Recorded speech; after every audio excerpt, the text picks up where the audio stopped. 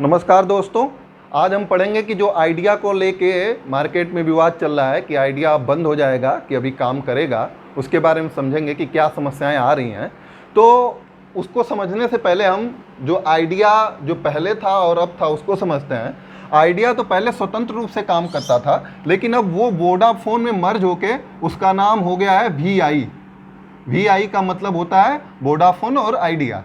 Vodafone idea में इसमें जो भागीदारी है 44% तो वोडाफोन का है, 44% वोडाफोन का है और 27% बिरला जी का है। आइडिया जो पहले था 27% इसका है और जो शेष बचा लगभग 22-23% जो भी बचेगा वो पब्लिक का है। जो हम जब आपको शेयर मार्केट पढ़ाएंगे तो बताएंगे कि शेयर कैसे निकालते हैं। इनिशियल पब्लिक ऑफरिंग जो है 23% वो पब्लिक के हाथों में। तो ये पूरा क्रोनोलॉजी है कि वोडाफोन में किसकी किसकी भागीदारी है। तो आइडिया पे जो विवाद चल रहा है ये है कि जब 2005 में स्पेक्ट्रम बट रहा था, 2005 में जब स्पेक्ट्रम आया था, मतलब कि पहले ये होता है स्पेक्ट्रम में कि बोली लगती है, जो जितना पैसा देगा उसको वो स्पेक्ट्रम प्रोवाइड करा जाता है। आप 2G स्पेक्ट्रम का भी नाम सुने होंगे, 2G स्पेक्ट्रम घोटाला। उसमें ये हो गया था कि पहले आओ पहले पाओ वाला सिस्टम हो रखा था। तो उसमें बहुत सारे मंत्री फंस गए थे कि इन्होंने अपने करीबियों को बुला के सस्ते में स्पेक्ट्रम बेच दिया, जो कि महंगे में बिक के गवर्नमेंट ऑफ इंडिया को अधिक से अधिक प्रॉफिट हो सकता था। तो वो एक अलग विवाद है। तो यहाँ हम समझेंगे कि स्पेक्ट्रम में क्या होता है। स्पेक्ट्रम में सरकार ये कहती है कि आप हमें कुछ फी जमा करिए, तभी हम आपको ऑपरेशन चलाने का इंडिया में अथॉरिटी देंगे। तो वहाँ पे कुछ फी मांगा जाता है।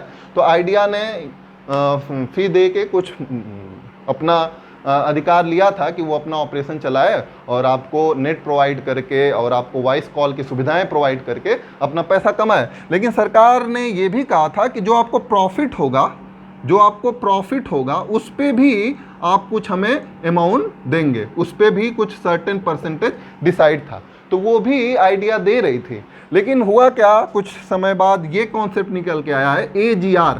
इसको भी ध्यान से देखिए, एडजस्टेड ग्रॉस रेवेन्यू।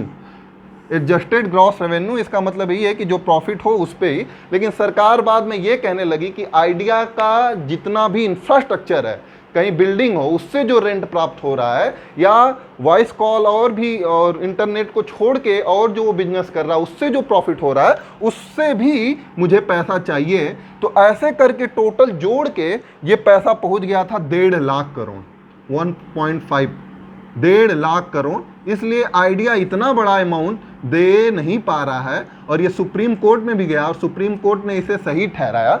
ठीक है, सुप्रीम कोर्ट ने भी सही ठहराया। तो जो आइडिया के मालिक हैं, जो आदित्य बिरला ग्रुप, वो कह रहे हैं कि अब 27% हमारा जो शेयर है वो गवर्नमेंट ऑफ इंडिया ही ले ले। गवर्नमेंट ऑफ इंडिया का जो BSNL है, PSU, वही ले ले, वही रन कराए। तो अब विचाराधीन यही है कि आइडिया जो BSNL अपने खुद को सर्वाइव नहीं करा पा रहा है, वो आइडिया को और VI जैसे कंपनी को कैसे चलाएगा। ठीक है, अब प्रश्न ये उठता है कि जो रिस्ट्रोस्पेक्टिव कानून है कैसे ईज ऑफ डूइंग बिजनेस को कमज़ोर बनाती हैं। ईज ऑफ डूइंग बिजनेस में दिन प्रतिदिन यानी हर वर्ष हमारा देश तो आगे बढ़ रहा है, लेकिन ये भी देखना होगा what is the ground reality of ease of doing business, उसको भी हमें समझना चाहिए।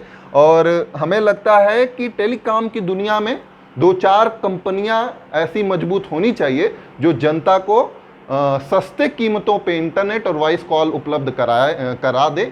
इसलिए वोडाफोन और आइडिया का भी रहना जरूरी है, ना ही कि एक ही कंपनी का अधिकार हो जाए। तो बाद में ये होगा कि वो बहुत महंगा सर्विस प्रोवाइड कराएगी और इससे बहुत सारे लोग ऐसे रह जाएंगे जो कि इंटरनेट से अभी बहुत तेज़ी से जुड़े हैं और उनके जीवन की गुणवत्ता में बहुत सुधार हुआ है, वो भी उसके साथ रह जाएगा। इसलिए सरकार को कोशिश यही करना चाहिए कि ये कंपनियां डूबे ना और रिस्ट्रोस्पेक्टिव कानून ऐसा न लाया जाए, उसे वापस ले लिया जाए।